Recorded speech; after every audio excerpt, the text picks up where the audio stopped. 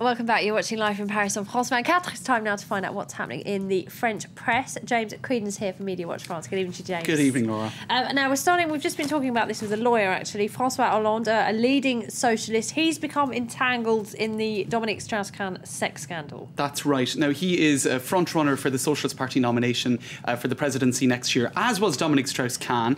And look what the Le Figaro newspaper did yesterday. They put François Hollande alongside Tristan Banon, who is taking a case for alleged or for attempted rape against Dominique Strauss-Kahn. So actually, at a glance, you would almost think that he was the person being accused of this crime. Now, the reason that this has come to light is Tristan Banon. That's right, right-wing newspaper, and he said that this was a political dirty trick to sort of sully his image as he's trying to get the Socialist Party nod for the presidency. Now, anyway, Tristan Banon and her mother both claim that they spoke to François Hollande back after the alleged incident of attempted rape and informed him of what happened. Now, François Hollande has repeatedly said that he, didn't realise the seriousness of the allegations at hand and that this controversy has nothing to do with him. So he's trying to distance himself from all of this.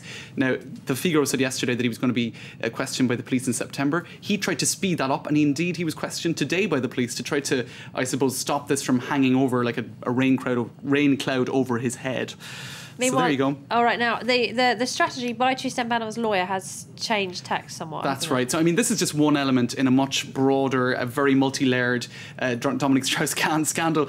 The next element in all of this is the lawyer for Tristan Banon. Now, he initially said, "I don't want this case to be mixed up with the New York case in any way, shape, or form. This is a totally separate case." Now he's gone to New York.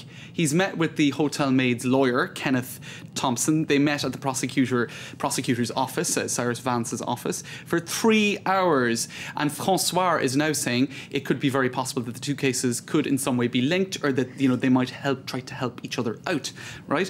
So in any case, New York law bans any references in a case to the reputation of the defendant. So it's a little bit tricky. Can they talk about Tristan Banon? So you can't have a character witness, that kind of thing? Right. Well, she could be called as a witness, but you can't really refer to somebody's reputation or past acts unless they have a very clear link to the case at hand. So it's kind of a tricky one. Yeah. But apparently Cyrus Vance is interested in questioning Tristan Banon. Now so and just speaking of the lawyer, because he's come under fire himself, hasn't he? He has come under fire himself, and he's become a sort of a minor celebrity now in France. He was unknown before this case happened. Kubi is his name, Maître Kubi. They call lawyers master here, Master Kubi, which I think is a bit weird. It sounds vaguely S&M. But anyway, anyway, there's a headline in the Nouvel Observateur: David Kubi, l'emmerdeur, which literally means the pain in the backside, or the fly in the ointment. And they point out that apparently he was a failure at school, just managed to get his baccalaureate, then, managed to go to law school, wrote a love story, a book called Helium and Butterflies, and even set up a website kind of like Craigslist. So even though he was not very good at school, he managed to have this very kind of varied life and is seen as a bit hyperactive. And actually, apparently, Dominique Strauss-Kahn's sort of clan or friends don't really take him that seriously. They're like, this guy, with his love stories and his websites, he's not going to pose much of a problem to us. Now, if there's been a lot of focus on the lawyer of Tristan Banon's lawyer in this case, there's been even more focus on Tristan Banon's mother.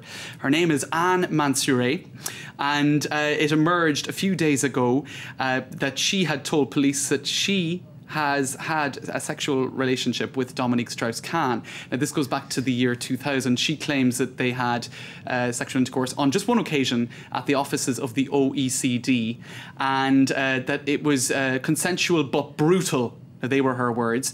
Now, the thing is, she didn't consult her daughter before coming out with this piece of information to the police. Her daughter didn't even know that this had happened.